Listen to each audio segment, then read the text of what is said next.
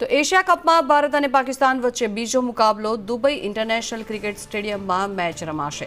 ભારત પાકિસ્તાન વચ્ચે મેચને લઈને ક્રિકેટ પ્રેમીઓમાં અનેરો ઉત્સાહ છે। ભારતીય ટીમ પાકિસ્તાનને ધૂળ ચટાડશે તે પ્રકારનું નિવેદન ક્રિકેટ પ્રેમીઓ દ્વારા આપવામાં આવી રહ્યું છે। ત્યારે પાકિસ્તાન પાસે સારા બોલર અને બેટ્સમેન નથી।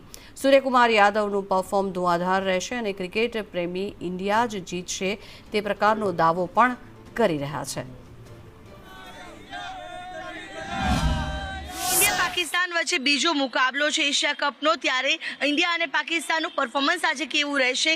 ક્રિકેટ પ્રેમીઓ છે, ક્રિકેટ રસિકો છે, તેમની સાથે જ વાતચીત કરીશું કે આજની આ મેચને લઈને તેમને શું કહેવું છે, કેવી આશા અપેક્ષાઓ? આપણી પાસે બોલર ને બેટર બહુ મજબૂત છે, કેમ કે બધા ઇન્ડિયાની ટીમ બહુ મજબૂત છે। સૂર્યકુમાર યાદવ છે, પછી હાર્દિક પાંડ્યા છે, કેમ કે બધાનું પરફોર્મન્સ સારું છે। પાકિસ્તાન તો ઓબ્વિયસલી હારેલી જ છે મેચ।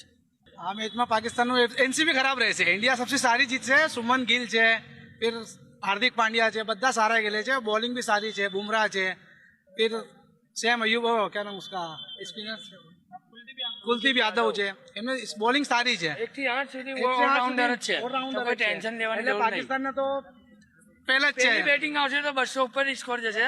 પાકિસ્તાનની પહેલી બેટિંગ બીજી આવશે તો 100 ના અંદર ઓલ આઉટ થઈ જશે પાકિસ્તાન। બધાનું સારું રહેશે, આપણી ટીમ જ સારી છે અને ઇન્શાલ્લાહ ઇન્ડિયા જ વિન કરશે। શું કહેવું છે, અપેક્ષા કેવી છે આજની મેચને લઈને? ઇન્ડિયા વિન છે, વન સાઈડ મેચ જીતી જશે, પેલા જેવું જ। પેલા બી વન સાઈડ જીતી ગયા હતા, આ મેચમાં બી વન સાઈડ જ જીતશું।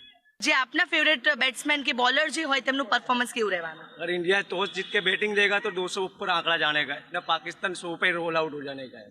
બિલકુલ, તો પાકિસ્તાન જે છે તેને ઇન્ડિયા ફરી એક વખત ધૂળ ચટાડશે તેવું ક્રિકેટ પ્રેમીઓનું કહેવું છે। ઇન્ડિયાના બેટ્સમેન, ઇન્ડિયાના બોલર્સ તમામ આજે ખૂબ સારું પ્રદર્શન કરશે અને જે ગત મેચની જેમ જ આ વખતે પણ જે ઇન્ડિયાની ટીમ છે તે પાકિસ્તાનને હરાવી દેશે તેવી અપેક્ષાઓ અને તેવી જે જુસ્સો છે તે અમદાવાદના ક્રિકેટ પ્રેમીઓમાં જોવા મળી રહ્યો છે। કેમેરા પર્સન મનીષ વાણિયા સાથે આયુષી યાજ્ઞિક, સંદેશ ન્યૂઝ, અમદાવાદ।